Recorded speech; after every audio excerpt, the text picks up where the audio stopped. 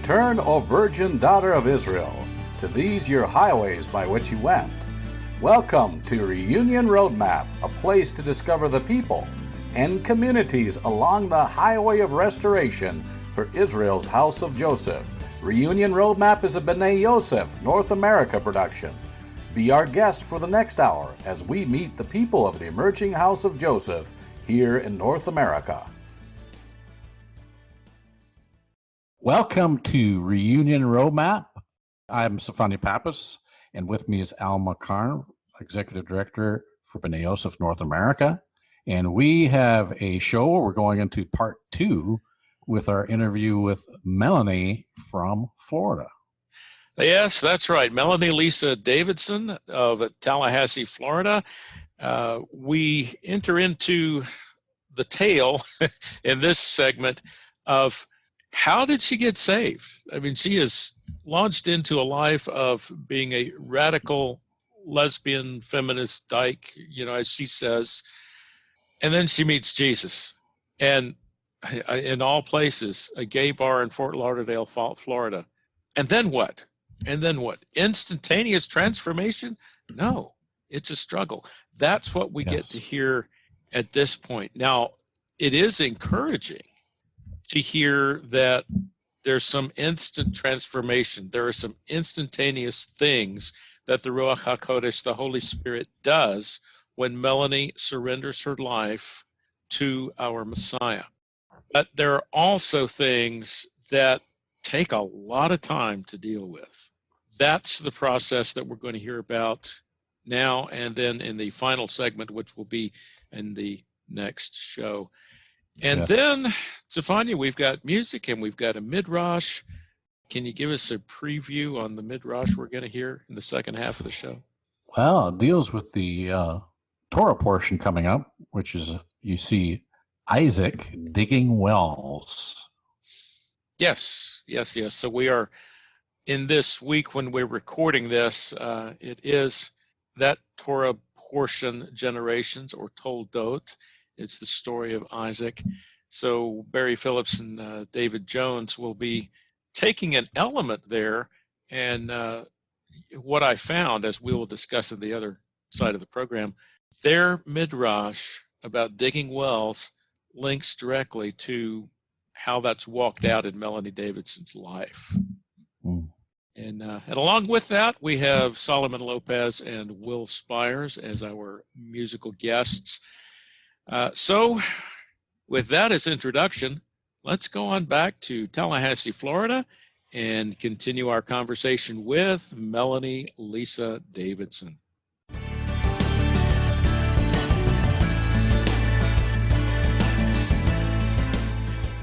So there wasn't real crowded, but there was, enough people there, whatever that evening was. And I walk in and I go, "Vicky Sue, is that you?" And she went, "MelanEE, yes." And gave me a big old hug, and we reconnected. She's tending bar in the gay bar in Tallahassee, in the gay bar in Fort Lauderdale. And she's doing her usual chain smoking and drinking. She's probably not drinking too much at that moment. And so we go to catch up. And she says, "Well, hold on, let me go take care of this other customer, be right back," right? She's working, so she needs to do her job. So she goes, takes care of the customer, and while she's there, because it is still early and it's not too loud, I can actually overhear her conversation, some of it bits and pieces. And I'm going, she's preaching Jesus. Oh my God, she's sharing the gospel. I mean, I knew the language, right? And she comes back and I go, "Vicky Sue, were you just preaching at that guy?" She says, No, I was just sharing my testimony. Would you like to hear it? And I'm thinking, don't have anything better to do? Sure, why not, right? And so she goes on to share how even though she has homosexual feelings, she had promised God no more sex with anyone until she was married to a man, right? Till she had a husband. So she still cussed like a sailor. She still chain smoked. She still drank. She still worked 100 million hours. That's actually her second job. But she had a peace about her that if I'd ever been around anyone who had that kind of peace, I didn't notice it. And it very well may be because my life was so chaotic that even a little bit of peace kind of was a neon light in a dark place. And she began to share the gospel with me. And unfortunately, because of my persistent hammering away at her, she and I eventually became sexually active together. And immediately, and I mean immediately, her peace that she'd had was gone. Now here I am thinking everything's great. And I look back at that time, and believe me, I was so grateful when I was able to reconnect with her many, many years later. I think it was 2013. I was able to make my amends with her for ever having done that. So she and I are good, you know, and she made amends towards me because, you know, there is some mutual needing to ask for forgiveness there. I don't know exactly the time frame, and it wasn't real long, the amount of time that we were engaged in sexual sin. But at one point, she finally just said, "That's it, Melanie, no more." And I'm like, "But I thought you know, I'm serious. I didn't know in those days anything about being a perpetrator or being a user or a manipulator, but I was. And I'm doing the whole guilt trip. I'm doing all that kind of stuff, attempting to get her to go back to my way of living. And she was saying no more. And then there came a time when I was at her home with her mom while her mom was still living on this earth. And I asked for a book to read. And then, although I didn't really slap my forehead, as soon as the words came out of my mouth, I did not just ask her for a book. She handed me her Bible, her very well-worn Bible. It was called The Word. It was a paperback English, could have been a paraphrase, could have been translation. I actually haven't looked it back up to remember which one it is, but either way, I could understand it. And as only God could coordinate this, he had me read Esther. And I'd never read Esther before. I don't even know if I knew Esther existed. And I'm like, this is fantastic stuff. Oh my goodness. And that led to talking with Vicky Sue about it. And then she told me about how God still answers prayers. And I'm telling her that's a bunch of BS. And then she tells me that there's a real enemy. And I'm saying that's a bunch of BS. And then she says, well, why don't you just ask God? And I went, okay. Like as if he's ever answered any of my prayers before. Because, and the reason why this is where the anger can come, did come from me and comes from so many other people who are currently living the way I used to live. And that is this. I prayed and asked God to take away my homosexual feelings, and he never did. That is almost across the board. Now, I'm not going to say 100%, but right up there with a high percentage of people who begged God repeatedly to take away their homosexual feelings, and he never did. And so what options do they have left? Either God doesn't exist, either God doesn't care, either God's not really good, or God made me this way. Okay, so I'm not saying that's logic, but that's the logic that comes about on human reasoning. And so since he'd never taken my homosexual feelings away, after I begged him and begged him and begged him and begged him, I kind of came up with he doesn't exist, and if he does, he's not good, and or he doesn't care, or he made me this way. Wow. So let me just finish that. So yeah, that moment, she asked me to ask God to show me. And I closed my eyes and I started praying, and immediately I saw black hooded, robed figures. Couldn't see the face. It was very shadowed. Freaked me out. I mean, there was more than one. And my eyes went, and she's like, Melanie, are you okay? I went, like, no, yes, I don't know. She says, what happened? And I told her, and she says, that's the enemy. Do you believe me now that there's really an enemy? And I went, yes. And literally it was like, boom, what do I need to do to be saved? And so she again shared the very same thing that I'd heard, my growing up years. I did go to church services periodically when I was very young. And then once, 7th to 8th grade, I started going to the youth groups at the youth group time at the United Methodist Church right there in Crawfordville.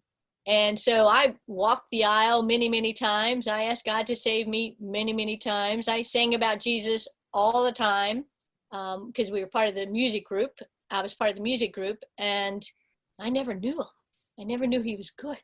I never experienced what I experienced that day, the 23rd of December, 1985. That's when my eyes were opened. that's when I did see that I desperately needed a Savior, and that the only way I could truly have peace was for him to be Lord of my life and me not to be Lord of my life. That or I could say it another way. The way for me to be Lord of my life, meaning self-control, goodness, mercy in my life, was to let him be my Lord. When he's my Lord, I can breathe. I have freedom. I have liberty. So you were going to say something a few moments ago when I wanted to finish that little bit of the story. So. Oh, yes. Well, it feeds into a comment and a question. Okay. The question from that first conversation you had with Vicky Sue, let's see, the Christian lesbian bartender in a gay bar. Okay. Yeah, let's just let that sink in there. From that first conversation until that incredible transformative moment in December 1985, how much time had passed? A few months. Okay. 3 months, probably most. All right. So several months, and I surmise, although we probably don't have time to go into it right now, that God had been doing a lot of things in your life to get you ready for first. Yeah. Okay. And yeah. and then I know you want to talk about after December 85, because that instantaneous breakthrough when the greens are greener. Yeah. That doesn't mean everything is happy and blessed, and and I can speak a little bit to this. Yep. Everybody's got dysfunctions and problems and addictions. In my case, that weed that God couldn't pull or didn't get pulled out, and I asked God time and time again for years, was tobacco addiction. Yep. 22 years addicted to smokeless tobacco, and he had me go through the struggle for a reason, so that when freedom did happen, and it was a partnership between him and me, mm-hmm. I never looked back, but I understood much more and was able to walk more completely in being the man he had made me to be. So just to relate that, if we have listeners who are saying, wow, gay lifestyle, never heard of that's alien to me. Now listen, what MelanEE has lived through does apply to every one of us, because every one of us has something like this that keeps us separated from the fullness of what our Creator made us to be. Mm-hmm. Mm-hmm. And that's well said, the fullness of who our Creator created us to be. And so there I was, greens are greener. I literally start going around and telling anyone and everyone. It could be a stranger. It could be people I've known for decades. I was 24 years old at the time, by the way. I just turned 24 a few months earlier. And I'm telling everyone and anyone about being born again. And people would ask me, well, what are you? And I went, Christian. And they go, no, are you Baptist? Are you? No, I'm Christian. So ever since the very beginning, I've known that. I've known that it has nothing to do with denominations, never has been and never will be. God himself is not about denominations. And so he wants me following him, and he wants me to share him with others. He wants me to allow his great love to pour into me so that I myself can love him, return his great love back to him, and so that I can love others as he's created me to. And so the more that the blockages that you were just describing, those blockages in my life actually interfere, I won't say stop, but definitely interfere with my ability to truly receive Papa's love for me, reflect his love back to him, and definitely interfere with my ability to love others well.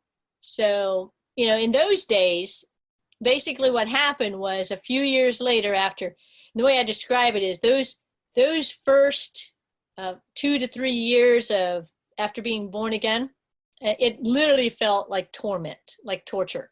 Not quite 24/7, but real close.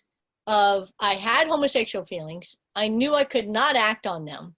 I couldn't seem to make them go away. And no matter what amount of trying harder to make them go away, made them go away. So before I was born again, when I was younger, I knew, I was told, I read the scriptures, kind of read the scriptures. I was only reading King James at the time because that's all I knew about. And I was having a hard time understanding that. And so, like I said, my limited knowledge of who, my limited understanding of who Papa really was and is, as far as I knew, he hated me because I had homosexual feelings. That was communicated either straightforwardly or subtly from other people. So if he hates me because I have homosexual feelings, and then I can't make them go away and he won't take them away, then he wasn't good. That would have been my opinion. Although I couldn't have ever told you that, because then that would have shed a bad light on me. Okay, so it's all about me. And so those first 2 to 3 years, I'm still having homosexual feelings. And because I was no longer acting out with other women, other things began to, if any of your listeners are familiar with, well, I stopped drinking beer, but now I'm hooked on wine, or I stopped drinking alcohol, now I'm hooked on drugs, or stopped drinking this and now I'm doing gambling, right? So I stopped acting out with other women, and other things started creeping into my life that had not been major strongholds in my life, but did become major strongholds. But I name off 3 things that were major strongholds in my life: sexual fantasies, porn, and masturbation. And those 3 areas of my life, and later on I added a 4th, which was lying, because I lied. And mainly what Papa showed me was, when I start talking out of fear, I have a much higher probability of actually lying, saying something that's not true. And he also showed me that sometimes I'm silent out of fear. And that in and of itself was also lying. In other words, I needed to say something and I'm refusing to say it because I'm fearful. Those 3 areas, and actually 4, because I refused to tell anyone. And in those days, I didn't know I was as sick as my secrets. So only me and God and the enemy knew what was going on inside my head and behind closed doors. So no one knew about my homosexual feelings. No one knew about what was happening in here behind closed doors. And so if the statement, I'm only as sick as my secrets, is true, then I was really, really sick. And I just kept getting sicker and sicker and sicker until you remember I told you there's only so many options a person has if God won't take away homosexual feelings. And that was, I could no longer deny he existed.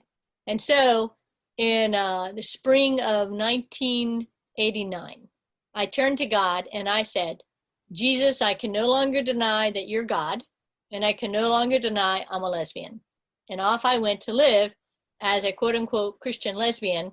And now when I walked around with the black t-shirt on that had the big white letters screen printed across the front, dyke, and I walked around in public with that shirt on, holding my, girlfriend partner's hand. I don't like to use the word girlfriend because I now have reclaimed that word girlfriend as it is meant to be.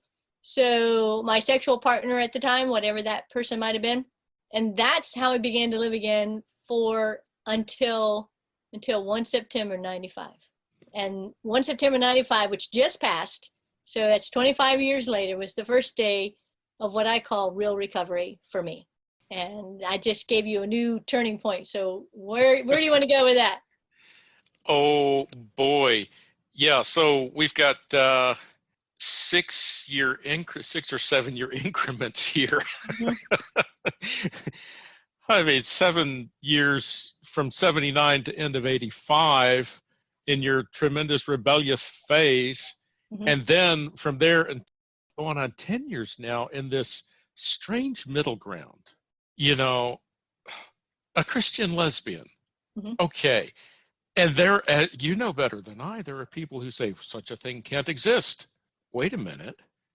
Seems to me God is working on every one of us in stages.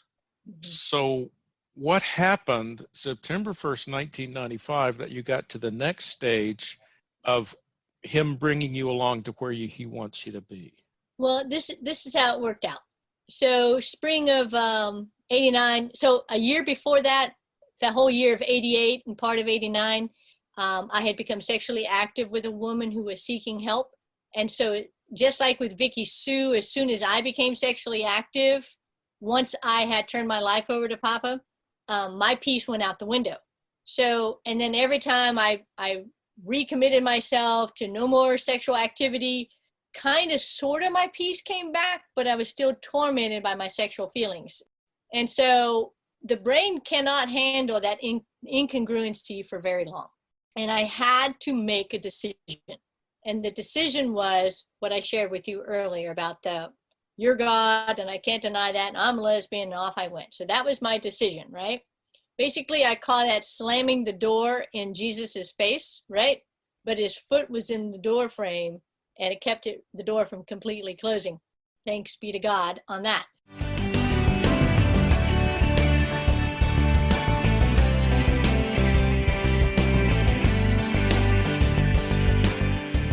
Here's Will Spires with his song Alai Be'er, Spring Up Oh Well, from his album Seeds, available at Amazon. You can also hear his music at Will Spires on YouTube.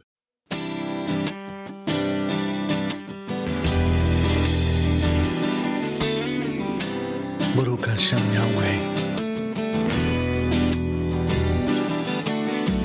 Tumbling just a rough cut stone.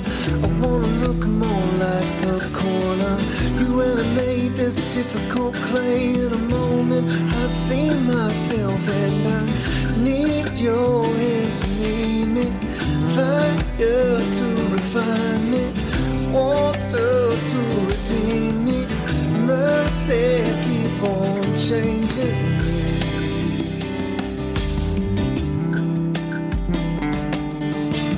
Crawling in a burning sand, but I never paid no mind on my shoes.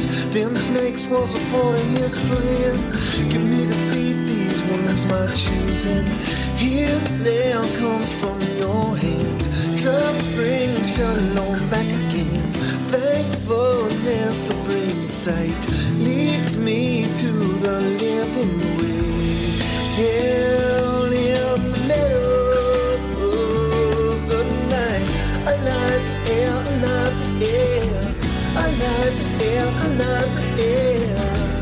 Oh, Yashir Israel, alive,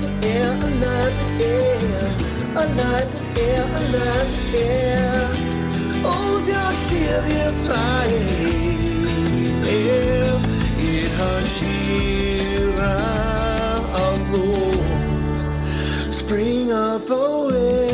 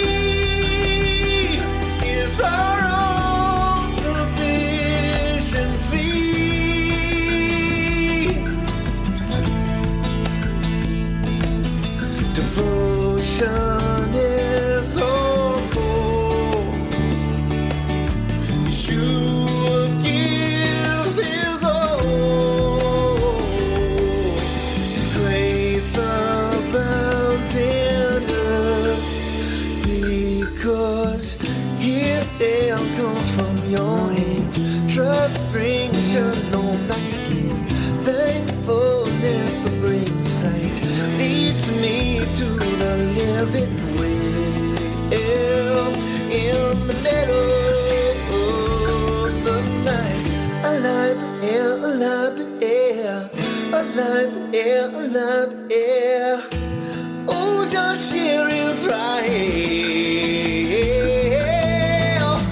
alive,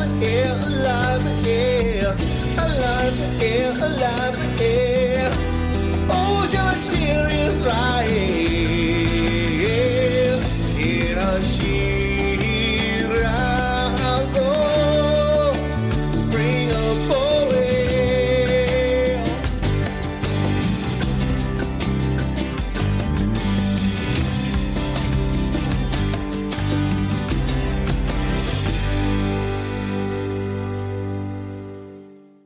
Shalom, everybody. Welcome to the mid-rush portion of Reunion Roadmap. This is David Jones. With me today is Barry Phillips. Shalom, brother. Shalom, David. It's great to have you back, and trust that you're feeling much better this week than last week. Baruch Hashem, the Father is faithful. We're doing really great right now. One thing I can say is I'm definitely thirsty. You feeling thirsty? I could use a good drink of water. I think we're going to talk about some wells today, deep subjects here.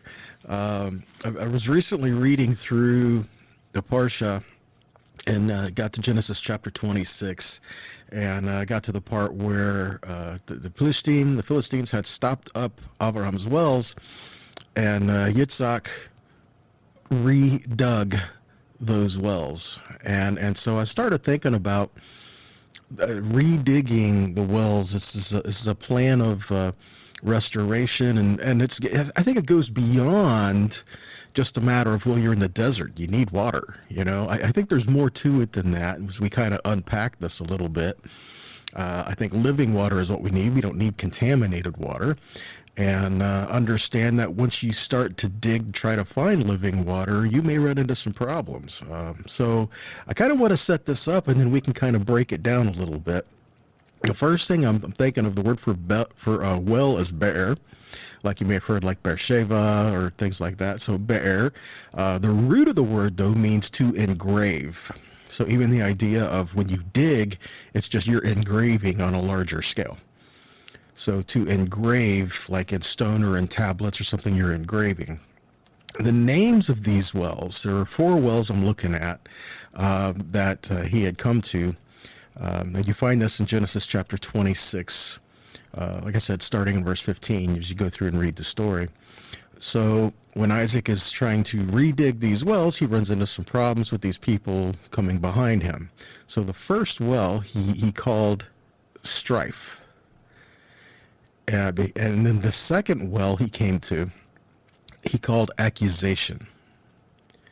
And then the third well was Rehoboth, which is room enough. And then the fourth one, we're looking at Beersheba, which is well of the oath, which is restoration. And so if you look at the process here, when he goes to dig the wells, he first encounters strife, then accusations, and by the time he gets to the third one, there's room enough. Rehoboth means wide open spaces. There's room enough. And all of this is a process of a restored covenant, which is restoration back to the heart of the Father. So in that, I'm thinking we need to dig some wells, but we need to not give up when we encounter some problems. I mean, how did Yitzhak handle those coming behind him? After you dig the wells and you do this stuff, and these people are coming behind him with arguments and accusations and all these different things going on, and what did he do? He moved on and continued digging the wells. He didn't declare a full-fledged war with them. He just continued doing what he needed to do. And I think there's quite a few different lessons that are going on here. But I think we have a responsibility to dig the wells, to find living water, so that we can help provide living water. So there's a few different directions we can run in here, Barry. So what's your initial thought? Well, I'm thinking a couple things here. One is that the Philistines would rather fill up a well that has water in it with dirt than to allow their adversary to have the benefit of it. I mean, there's some, it's the old adage that someone who can't have something, they don't want you to have it either. Right. That's pure selfishness and evil. If it is, I'm not going to benefit from it, and I don't want you to benefit from it. Yeah, if I can't have it, nobody will. So the other thing, David, is that from some study I've done in the past, digging a well is not just digging in the dirt. In those days, they may have been digging through limestone. And while limestone is not, an overwhelmingly hard stone as others, it's significant digging. And And the reality is they had to perhaps cut steps to go down to the depth to where the water actually began to flow. Build a wall around the outer perimeter to keep animals and people from falling in. But here's something that's interesting, that someone who owned a well could become wealthy in that they would charge people for the water. Now, you certainly wouldn't gouge someone just for a drink of water, but to control a well was a significant advantage where one could have some large degree of wealth. Yitzhak had already gone into the land during a time of famine and planted crops and reaped 100-fold, which is a great harvest season. And then to find water on top of that, he would only increase his ability to grow crops with more water.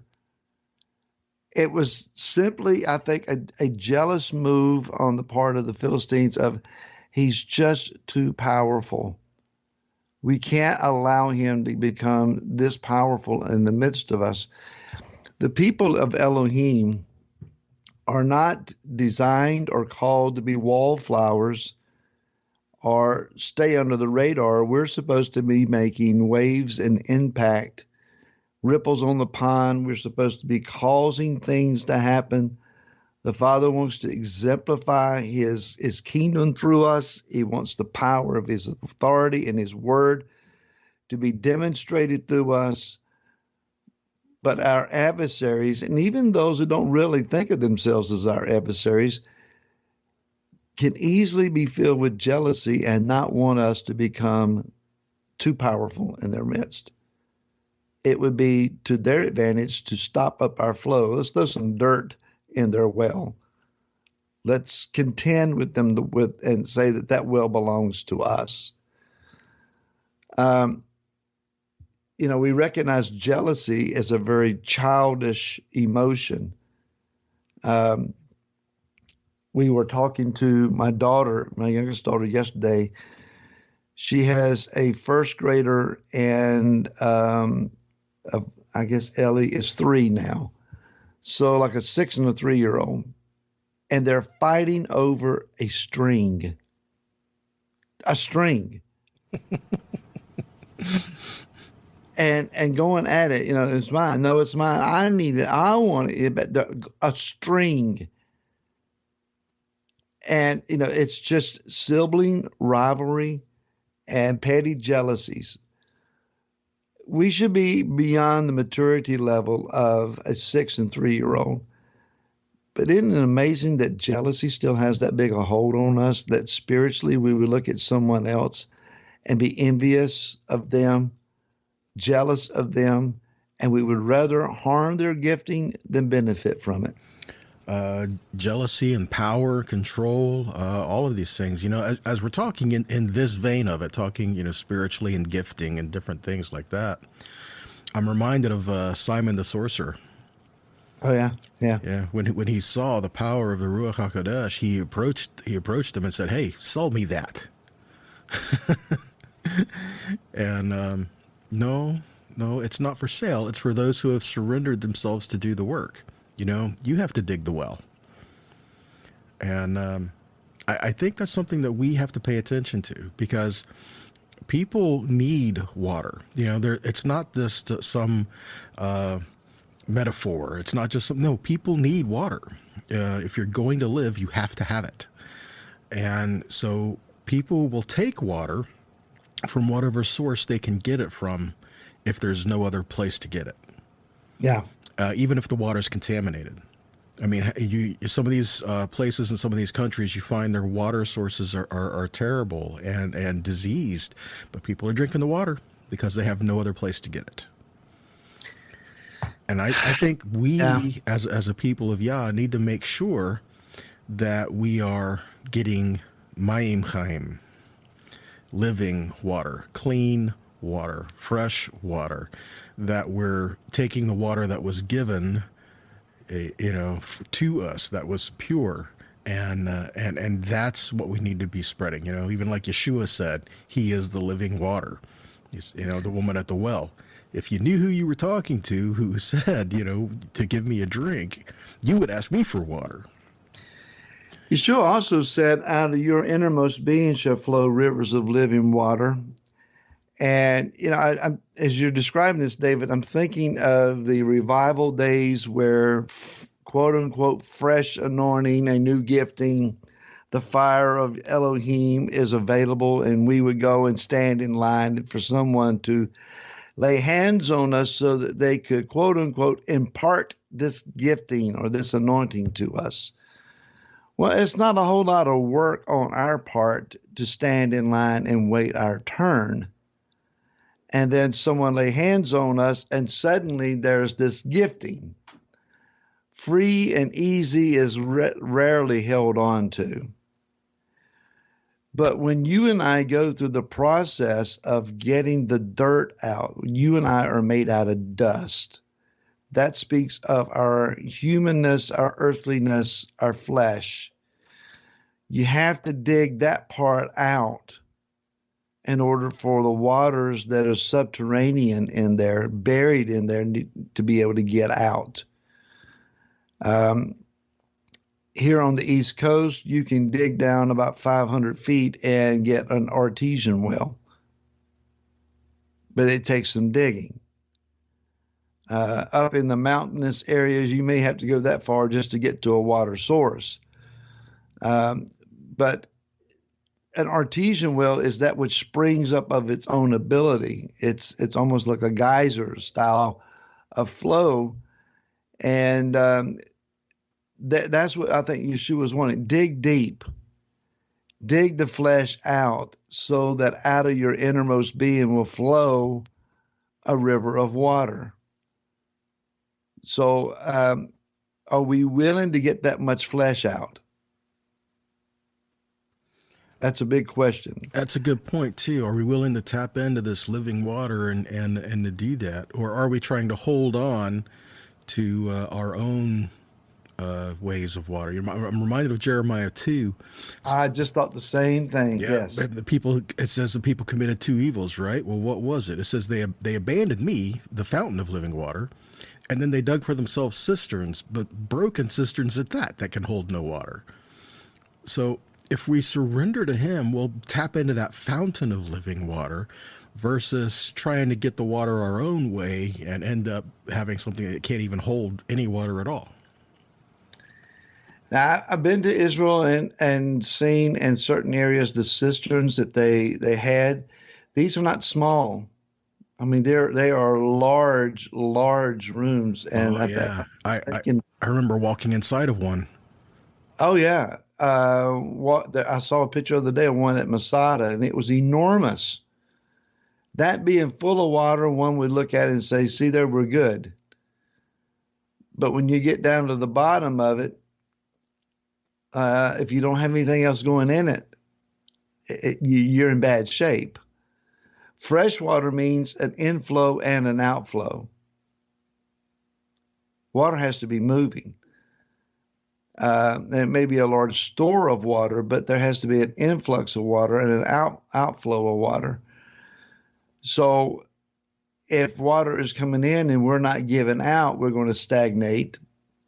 If there's nothing that's coming in, but we're still giving out, we're going to run dry.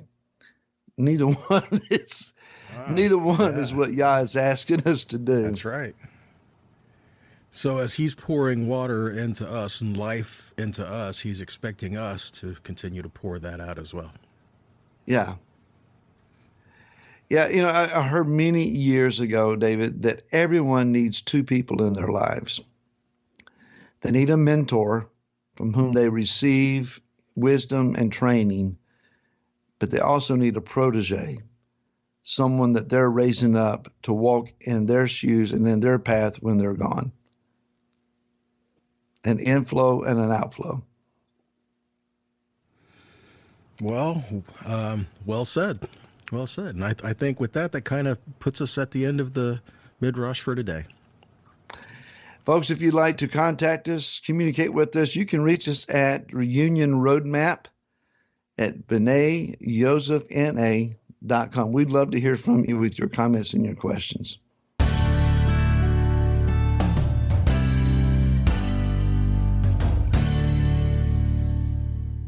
From Solomon Lopez and the Hebraism Music Project, here is How Could We? Available at Hebraism.org. By the rivers of Babylon,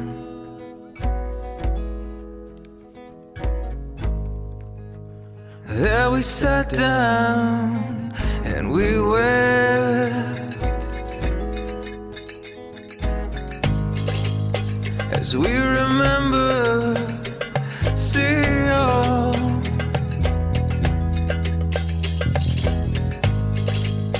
and all the promises we made that were not kept.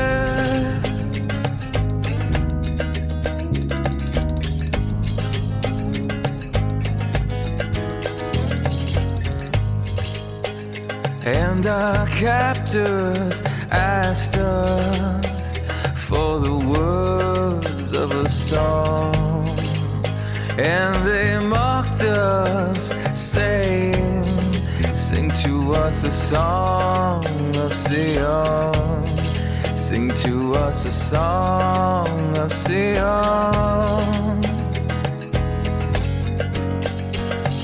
How could we sing your songs on foreign land? Oh, why didn't we turn our backs on your plan?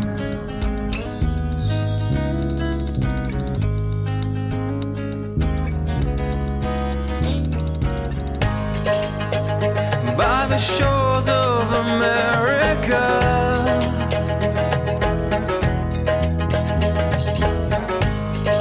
now sit back and marvel at the towers we've built. Oh, but without you we're blinded by fear, and now we rule each other with guilt. Oh, how could we call this place a new promised land? Oh, why didn't we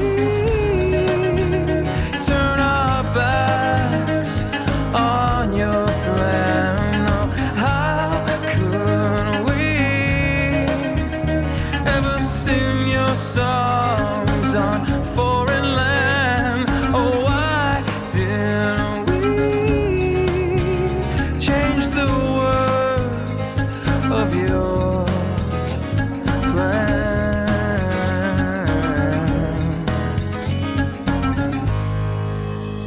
One day we'll all wake up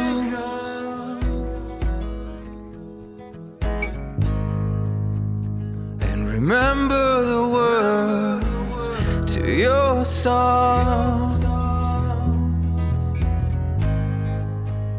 and you wipe away our tears,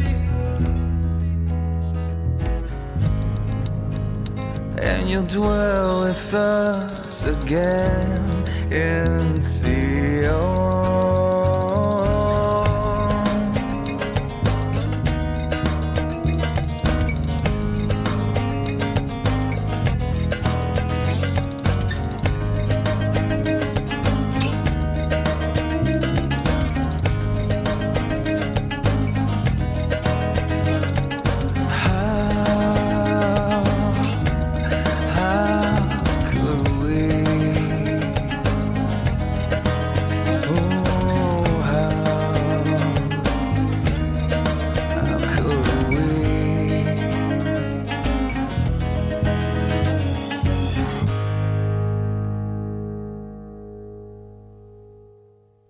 So that was Solomon Lopez, his song, How Could We?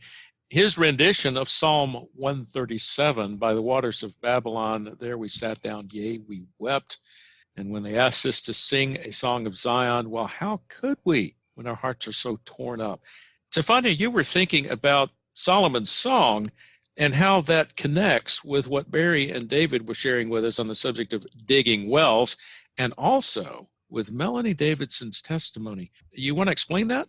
Yeah, I saw an incredible synergy there. And what I was saying is that, for instance, it's the personal Babylon that we erect in our own lives, and how really MelanEE is actually really talking about that personal Babylon. And then when we go into the Torah portion discussion that David and Barry are discussing, they're talking about this digging, which is really a re-digging of wells that his father had already dug.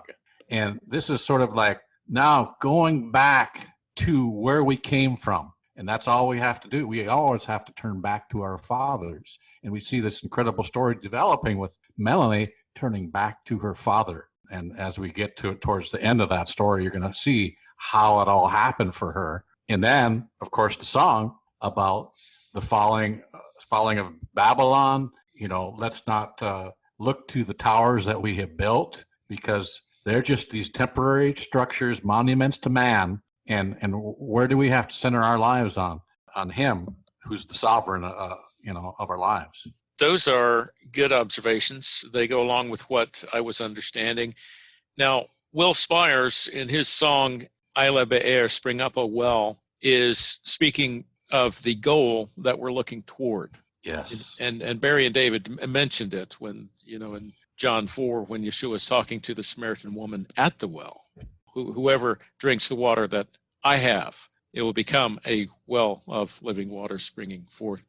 That's what we want to be, ultimately. Yes. However, we have a lot of stuff that's choking out the spring right now. Yes. And as Barry said, it takes some work to dig that. I appreciate the way he was putting this into the context of ancient times and the place where these wells were dug in the southern part of Israel, and you've been there. Yes. And anyone who has been in a desert area can understand that you don't have water, you do not live, but the difficulty of finding it, breaking through the bedrock and digging down deep and making sure it's good water and making sure that it's protected and regulating it in such a way that it brings life to the maximum number of people and animals and such, rather than hoarding it all or spoiling it. It takes work. And if the well has been blocked up, choked out with weeds or animal carcasses thrown in and it's poisoned, or there's rocks in there that's blocked it, well, before you can get to the life-giving water, you got to clean that out. Amen. And this is what I'm seeing in MelanEE Davidson's story, because she's got that well of life-giving water deep down inside of her, but there is so much that's diverting the flow of the water, that's cutting it off, that's putting toxins in it. Now, with a person like her and such a dramatic testimony, we can see these elements starkly laid out in front of us. Yeah. And we can understand why it takes decades, in her case, to clean out the junk so that the water flows unimpeded and it's pure and clean. It is the same with every one of us, but oftentimes it's more difficult to see the elements. Dare I say, Stefania, that it's because the toxins and the blockages in our wells are actually socially acceptable, if we could say socially acceptable sin rather than in your face unacceptable sin. Is there such a thing in our eyes? Oh, yes. I have just opened another well there, but we don't have time to discuss it. But it does occur to me that this is the difference between determining good and evil in our own eyes, eating of that tree of the knowledge of good and evil, so that we say what is good, what is socially acceptable, and what is not. Yes. Rather than going with what God has said is good and what he says is evil. That's why we got to go back to ultimately the source of life, the true well. Amen. So that is all we have for this edition of Reunion Roadmap. Thank you all for listening. On behalf of Stefania Pappas, Barry Phillips, and David Jones, this is Al McGarn. Shavua Tov. Thank you for joining us on Reunion Roadmap, a production of B'nai Yosef North America. Please come back next week for another visit with the people of the emerging House of Joseph here in North America.